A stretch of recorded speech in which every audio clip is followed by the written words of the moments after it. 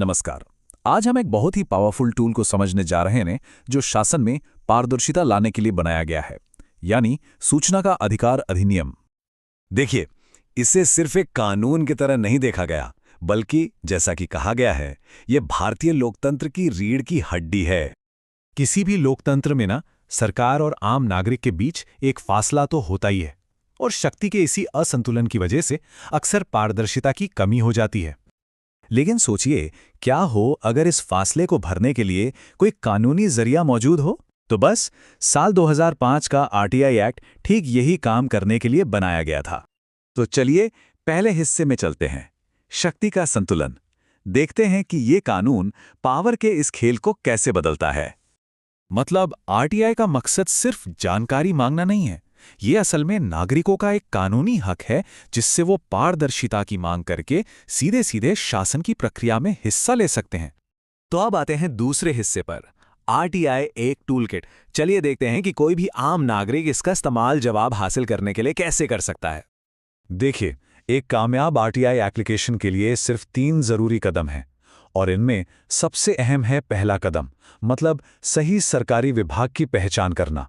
अगर ये सही हो गया तो समझिए 60% काम तो वहीं हो गया। अब सवाल पूछने के तरीके में फर्क देखिए, एक कमजोर सवाल है और एक मजबूत। बात यह है कि आरटीआई किसी की राय या वजह नहीं बताती, वो सिर्फ रिकॉर्ड देती है।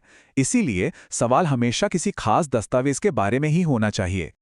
मतलब एक आवेदक के पास कानूनी अधिकार है कि वो कई तरह के सरकारी दस्तावेज मांग सकता है, और यही वो दस्तावेज हैं जो पूरी कहानी सामने लाते हैं। तो सबसे बड़ी बात जो ध्यान में रखनी है, क्यों या आपकी क्या राय है, जैसे सवाल पूछने से बचना है। ये कानून सिर्फ पहले से मौजूद रिकॉर्ड देने के लिए है, कोई नया जवाब बनाने के लिए नहीं। अब आते हैं तीसरे हिस्से पर, भ्रष्टाचार उजागर करना। अगर सही रणनीति अपनाई जाए तो कोई भी नागरिक सच्चाई को सामने ला सकता है। चलिए भ्रष्टाचार का एक आम मामला देखते हैं, एक घोस्ट प्रोजेक्ट।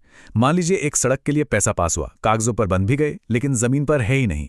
तो आरटीआई इसमें क्या कर सकती है? तो रणनीति ये है कि वर्क ऑर्डर से लेकर पेमेंट रिकॉर्ड तक दस्तावेजों की पूरी चेन मांगी जाए। इन रिकॉर्ड्स में जरा सा भी अंतर भ्रष्टाचार का सीधा सबूत होता है। सोचिए, अगर सरकारी रिकॉर्ड्स जैसे कि मेजरमेंट बुक कह रही है कि सड़क बन गई, लेकिन हकीकत कुछ और है, तो बस मामला साबित हो गया। यही तो है दस्तावेज आधारित जांच की असली ताकत। अब चौथा हिस्सा, कानून की ताकत। ये समझना जरूरी है कि आरटीआई एक्ट के पीछे असली कानूनी ताकत है और इसके नतीजे भी होते हैं। जो सरकारी विभाग हैं या जिन्हें लोक प्राधिकरण कहते हैं, उनके लिए एक सख्त डेडलाइन है। उन्हें 30 दिन के अंदर अंदर जानकारी देनी ही होती है। और अगर कोई अधिकारी बिना किसी ठोस वजह के समय पर जवाब नहीं देता तो उस पर हर दिन के हिसाब से 250 रुपये का जुर्माना लग सकता है। ये जुर्माना 25,000 रुपये तक जा सकता है और सीधा उसकी सैलरी से कटता है।